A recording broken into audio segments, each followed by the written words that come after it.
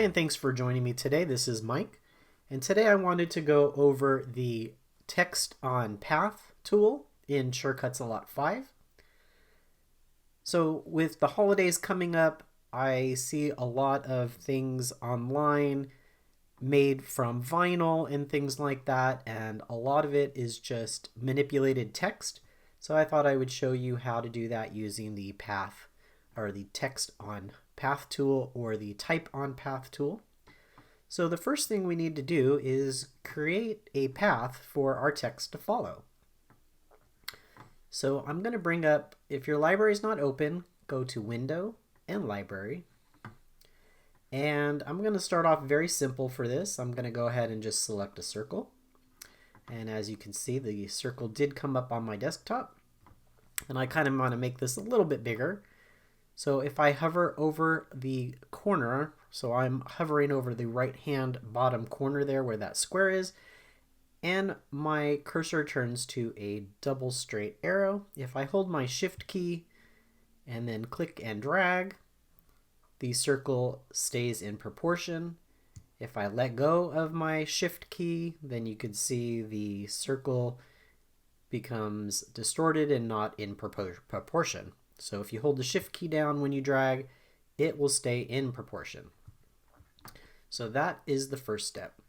The second step is to grab your text tool. So it is the fourth one down. So if you click on that, you have four different options. You have the Type tool, you have a vertical type tool, you have the Type on Path tool, which is what we will be using, and you have a Type on Arch. So I'm going to click on Type on Path.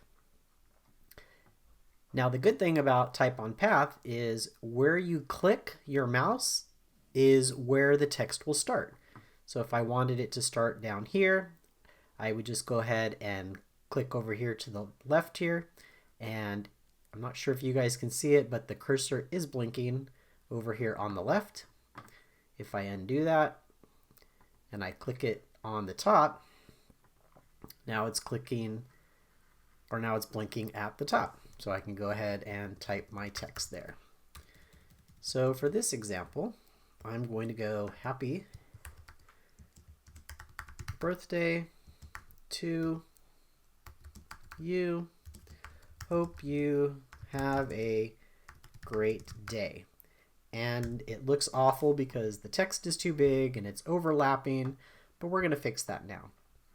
So the first thing that I want to do is go to the top left toolbar, and I want to select my pointer, which will make the text and the circle highlighted. And I'm going to close the library for right now. And you see over here on the right hand side is my text panel. So we can go ahead and do a bunch of things over here, and we'll show you. So right now my font is on Helvetica. I can go ahead and change my font, and as you can see, my font changes. That is spaced a lot nicer. So I think I'm going to leave that for right now. If I go down here to size, I can increase the size of the letters. I can decrease the size of the letters. If I go to the width, it's going to increase the width of the letters. If I go down, it's going to decrease the width of the letters. The tracking is going to put spaces in between each letter. If I go back down, it's going to decrease those spaces. Leading, I'll show you in just 1 second. And then V offset, this is going to take the text away from the line or closer to the line. So if I click that, it's increasing the distance from the line. If I go down, it's on the line and it's getting smaller and smaller. So let's put that back to default. The rotate, I can rotate each letter. And I also can skew. You can skew it right and left, and you can skew it back and forth. So using these two skew features, you can definitely get a lot of neat things with text. So now let me show you what leading is, and that's not something I'm gonna do in this design, but I did want to show you what leading is. So if I go over here to the right hand side and I put test 1, 2, 3, make sure my pointer tool is selected. If I go to letting, if I increase this number, you'll see the space in between these lines increases, and if I go down, it decreases. So that is what letting is. All right, so I'm going to go ahead and delete this. So say you liked this and this was your design that you wanted to make. There's a couple steps that we have to do to finish this. Well, the first thing is we don't want this line in here. We want the text, but we don't want the line. But I also want this filled in too. So I'm going to highlight my design. I'm going to come over to the right where my little palette is, and I'm going to change that, and I'm going to make this black. So we'll click on that. Now my text is black. That's perfect. And the last thing that I need to do is make sure that everything is highlighted and go to text and convert text to outlines, and that will remove the circle. Now, something that I want to show you over in the layers panel is a couple different tips actually. In the far right hand corner of the layers panel, there's like an arrow with a little paper. If you click on that, your layers panel will separate. And if you click it again, it'll go back to where it was. So this is helpful, so I can show you guys a little bit easier. Once I did that, this little arrow popped up on my layer. Well, if I click that, that's showing that each and every element of this design is in its own layer. And when you're doing a project, you want everything to be combined and together. You really don't want a million layers. So the way we remedy that is to go to Path and Union, and you'll notice that the design stayed the same, and that little drop-down box is no longer there in my layers panel. So this is one entire image now. Pretty cool, huh? So if you uploaded this to your cutting machine or whatnot, this is just one image. All right, so now I'm going to go ahead and use the spiral tool. So if you come down here, your icon's actually going to look like a little rectangle, and if you hover, it's going to say draw a shape. You're going to click on that, and we're going to click on spiral. Now you just need to click and drag out your spiral. If I go to my pointer or my arrow on the top left, which is my selection tool, I can go ahead and move this onto my mat exactly where I need it to be.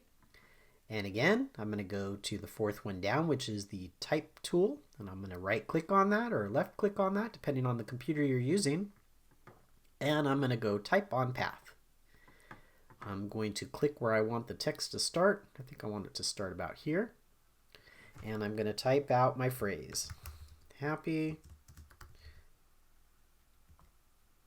birthday to you. I hope you have a wonderful day. Let's celebrate, if I could spell it, soon. XOXO, Mike. All right, so now we have this. So again, I'm going to go to my selection tool. Everything gets highlighted. And now I'm going to change my font to a script font. So I'm going to go down here to Aprilia Script Regular. And so I have this nice little script font here. And I'm going to increase the size just a little bit. And I'm going to probably do the tracking just a little bit. I want it to be a little bit wider. And you can go ahead and play with the settings depending on the shape and what you'd like. But what I did want to show you is that, let me go put the tracking back to where it was, just so you guys could see this. So if I was to zoom in here, and if I go to View, Zoom In, or I can use Command or Control Plus to zoom in. Let me go up so you guys can see. Oops, too much. I want these to touch so that I can show you the example. So if I went to View, Outlines, Show Outlines, the letters are overlapping. Like you can see on the V to the E, they're overlapping. So when this cuts, this is actually going to cut parts of the letter out, and we really don't want that. So what we're going to need to do is like what we did with the other one is, and I'll show you before I zoom out so that you guys can see this. The first thing that we're going to do is go to Text, Convert Text to Outline, and it's going to remove the spiral. And as you can see, the layer panel, we have all these different layers.